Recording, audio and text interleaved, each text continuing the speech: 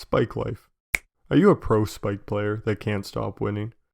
I understand your challenges. You're so focused on Magic that you don't have time for friends or family or significant others.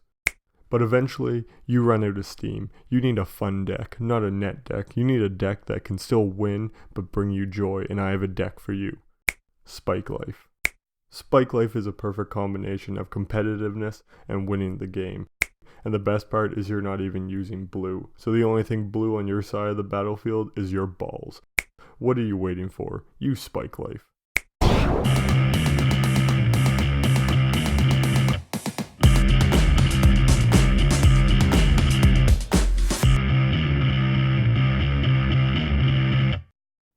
Hello. I think that intro was enough of an intro, so let's just go straight to the title screen.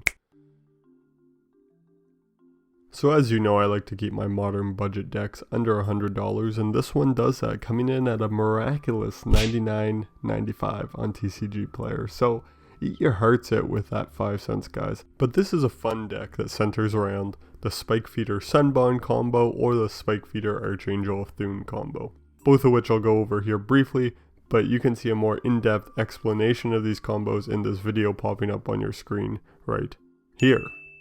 Essentially, Spike Feeder comes in with 2+1/+1 counters, and you can remove a counter to gain 2 life. Now sunbond says whenever you gain life, you may put that many +1/+1 counters on enchanted creature. So you remove a counter from Spike Feeder, you gain 2 life, Spike Feeder gets 2 counters, and bam. You can keep cycling that to make a massive Spike Feeder and gain a bunch of life. A similar effect with Archangel of Thune that says whenever you gain life, you put a +1/+1 counter on each creature you control. So you remove a counter from Spike Feeder, you gain your 2 life. Because you gain life, the Angel triggers, and you put a +1/+1 counter on each creature you control, including the Spike Feeder, allowing you to redo this over and over again. Granted, your Spike Feeder doesn't become massive, but the rest of your board does, and you gain a butt ton of life. Now I know Archangel of Thune isn't necessarily a cheap card, that's why we're only playing 2. So that's a combo. What else do we have to support this combo though? Well, we have our mana dorks, Llanowar Elves and Avacyn's Pilgrim, tap for green and white respectively. They're the colors of the deck and they help us ramp to get there. The other supporting creatures are Nyx Fleece Ram. You gain a life on each one of your turns, and you get a 0/5 that's pretty good at blocking stuff to keep the pressure off. Heliod's Pilgrim is essentially 3 more copies of Sunbond. You play the Pilgrim and then you can search for Sunbond, put it into your hand.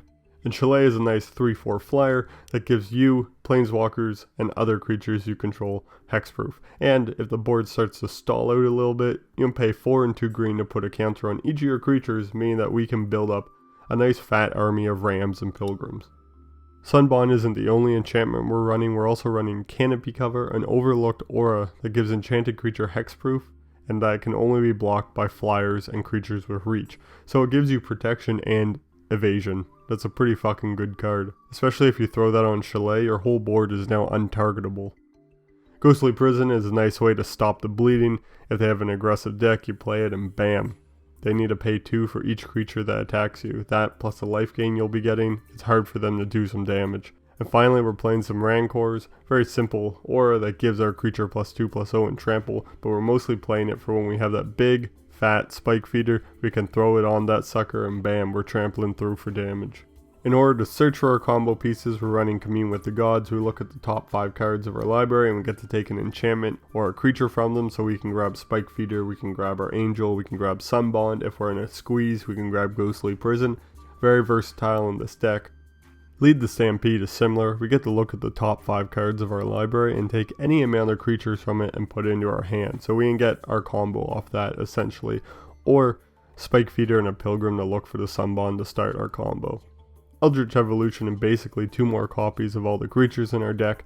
We have to sack a creature when we cast it, and then we get to search for a creature card with converted mana cost X, where X is 2 plus the converted mana cost of the creature we sacked. So we can sack a Mana Dork to look for Spike Feeder, we can sack our Pilgrim to look for Archangel of Thune, or we could even sack one of our Rams to look for Chalet for protection. It's just a good card, and it allows us to find those combo pieces and put them straight onto the battlefield.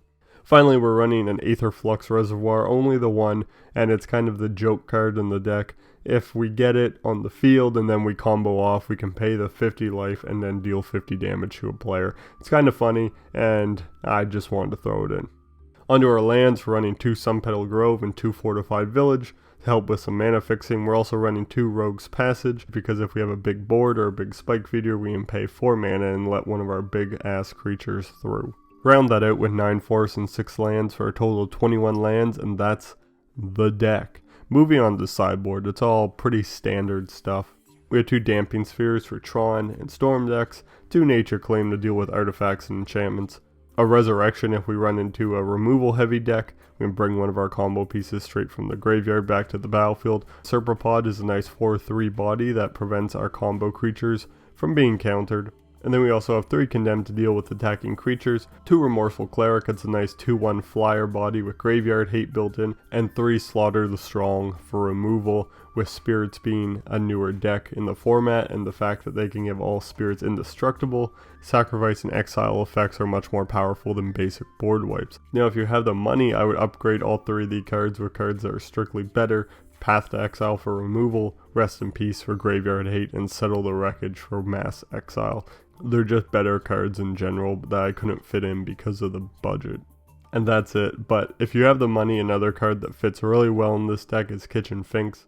With its persist ability and entering to gain 2 life, it's really annoying, and comboed with the Archangel Athun, it makes it that much harder to get rid of because the +1/+1 counters and -1/-1 counters cancel each other out. And with it recent reprinting in Ultimate Masters, the price is low, so you might as well scoop them up if you plan on building this deck. Anyways, if you like this video, like, subscribe, comment, share it around, and as always, keep having fun. I'll see you next time.